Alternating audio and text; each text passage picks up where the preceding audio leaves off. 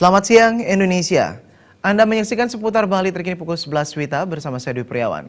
Pasca diputuskannya kerjasama antara pemerintah dengan PT NOI terkait pengolahan sampah di TPA Suung dipertanyakan.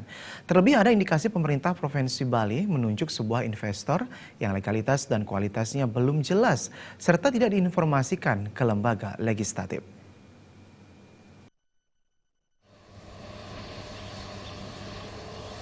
Kelanjutan pengelolaan TPA Suung kini semakin tidak jelas pasca diputuskannya kerjasama dengan PT NOI karena dinilai tidak dapat melaksanakan sesuai dengan kesepakatan yang telah dibuat. Bahkan beredar informasi pemerintah provinsi telah menunjuk salah satu PT yang belum jelas apakah ada hubungannya dengan PT NOI untuk melanjutkan pengelolaan TPA Suung. Sikapi hal ini, anggota Komisi 3 DPR Bali, Kadek Nuwartana berharap pemerintah transparan dalam pengelolaan sampah Sarbagita ini sehingga kegagalan serupa tidak terulang kembali.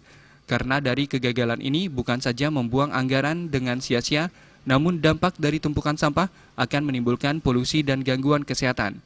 Pihak Dewan akan memanggil Pemprov untuk dimintai keterangan akan penunjukan langsung investor yang kualitasnya tidak jelas ini. Seperti yang pernah disampaikan sama Ketua Komisi kami, ya kami merasa kecewa dengan mekanisme yang dilakukan oleh Pemda Bali. Gitu. Ya, artinya melakukan MOU dengan salah satu pihak tiga atau pihak swasta tanpa melibatkan DPRD dalam hal ini. Proses ini kan dinilai jangka tampil, apakah ada sebuah permainan?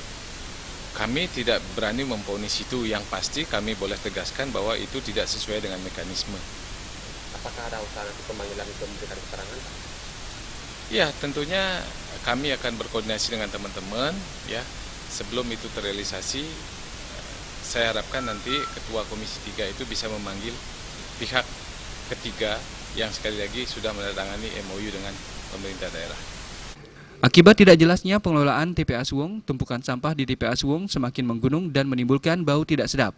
Terima aja, Bali TV. Sekian seputar Bali terkini kali ini. Terima kasih untuk perhatian Anda. Salam Indonesia.